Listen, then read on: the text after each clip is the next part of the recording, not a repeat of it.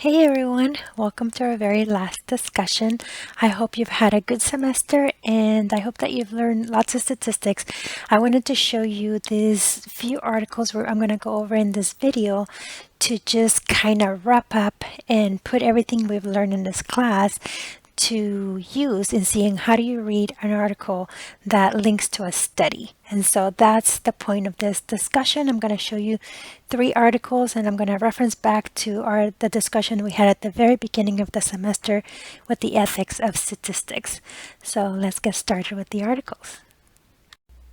In our day-to-day life, we always come across all kinds of articles that mention statistics. And so I wanted to highlight some things and see with everything that you've learned now, how can you look at an article that cites statistical study and determine if that is a good assumption that the article is making. And the first one is I came across this one that compares a ultra processed diet to a whole foods diet, because right now there's the big craze about eating whole foods. There's all this diets, Whole30, Mediterranean diets and things like that. And so this came about by someone saying that eating ultra processed food is really bad for you and that you should be eating whole foods. And so oftentimes it's like, well, that might be true, but many of us may not have access to purchase whole food and organic food. So you may still be eating a healthy diet, even if you're eating processed foods. So you come across this article and it's everything about why you should be eating whole foods instead of ultra processed foods. And so you read through all of this, and then at some point the study is highlighted. And many times articles may just mention the doctor who performed the study. Good, decent articles will try to at least post a link to the study. And so this one has the results of the study, and the study is highlighted there. And there's a link and it takes you to the study. How often have you looked for that in an article that you're reading and actually go to the study? So have you done that as you read articles? So this claims that eating whole foods is a lot better or in that ultra processed diet is bad for you for the different reasons that they state here. So let's look at the study. So when you click on the study, it brings you to the abstract. And so it gives you all the authors. This one was published in the National Institute of Health. So that's already, okay, that's a reliable source. And notice some of these things in here. It has various IDs. So that means that if it has an ID like this, it has been likely peer reviewed in order to be published in the National Institute of Health website. So then here's the abstract. This is where you want to look for the information. And so using what we have learned in this class, can you make sense of the abstract? And notice that they took 20 individuals, 20 adults, ages 31.2 on average, with a standard deviation of 1.6 years. So that is our study or sample size.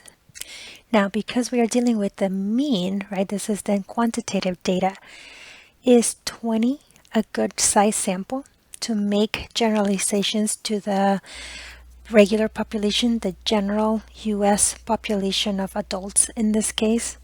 What do you think? And so you can go through and kind of look at the study. It gives you different data. I will link the article in the video so that you can take a look at them and kind of look at the data on your own and see from what we've learned, how can you read this abstract, and can you read it? Can you make some sense out of what is happening?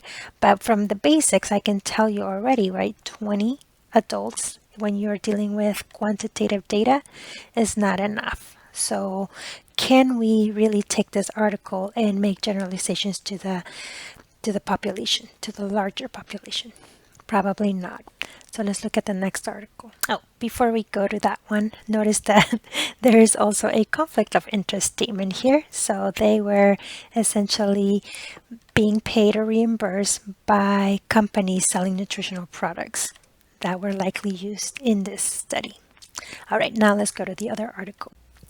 And actually, I'm going to show you the next two articles side by side. So this one is in the magazine Insider, and the title is Red Wine Good for Your Heart? Yes, but only in moderation. And then the article goes to explain how much you should drink. Now, the next article is No amount of alcohol is good for you, for your heart, new report says.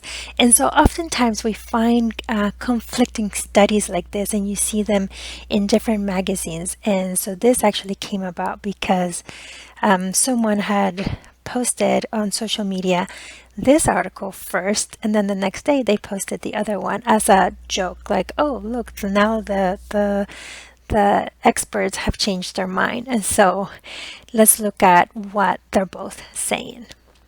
And again, I will link the article, but I'm going to scroll directly to where you can find the study.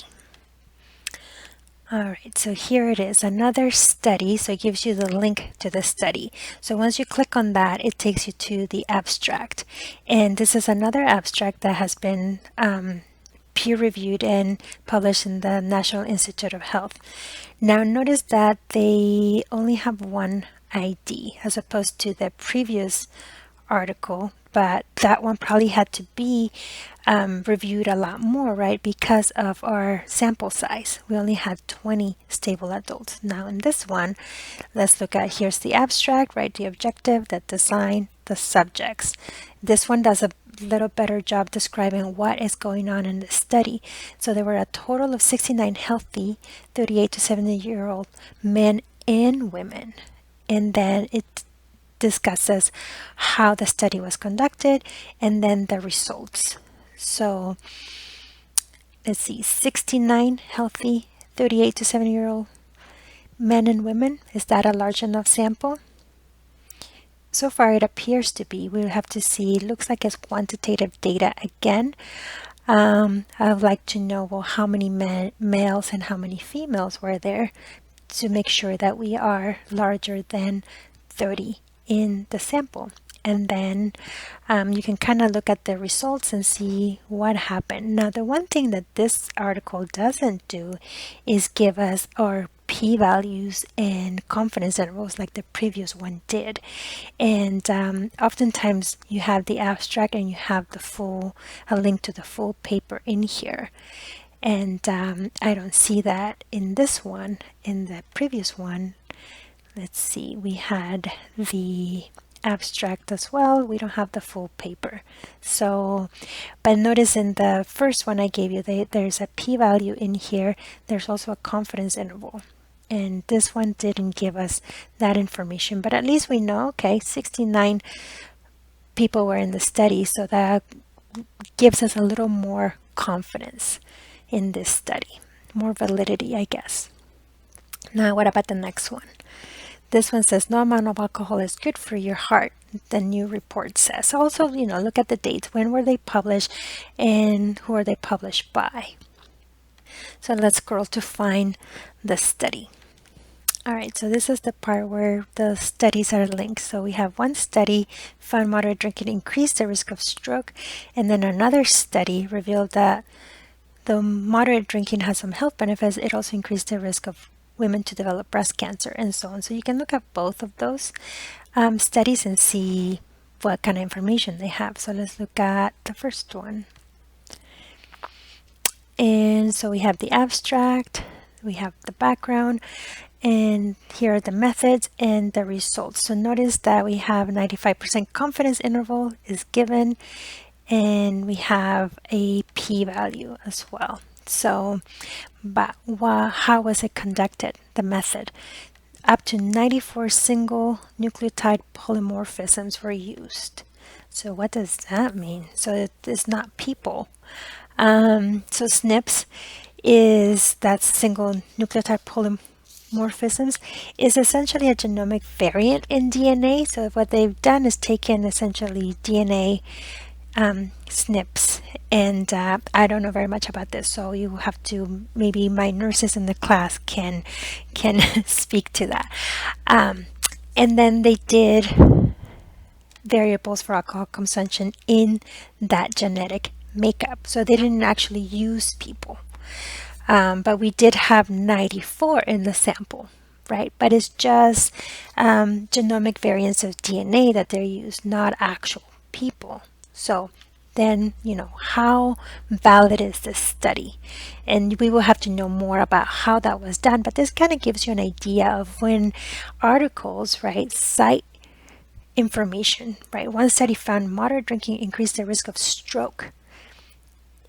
And it's like, how is that being found? They're not using actual people, right? They're using genomic variants in DNA. So things like that. So what I wanted to do is encourage you to think about the articles that you're seeing and can you read the studies? And I hope that this encouraged you as you finish this class to look at the world outside and information that you're presented and claims that you're given in media, in magazines, in social media, in anything, the claims that are being made, to really look at the statistics behind them. Okay, so in the study, in the discussion, sorry, go through the prompts and then answer the questions, and then have another lively discussion with your classmates.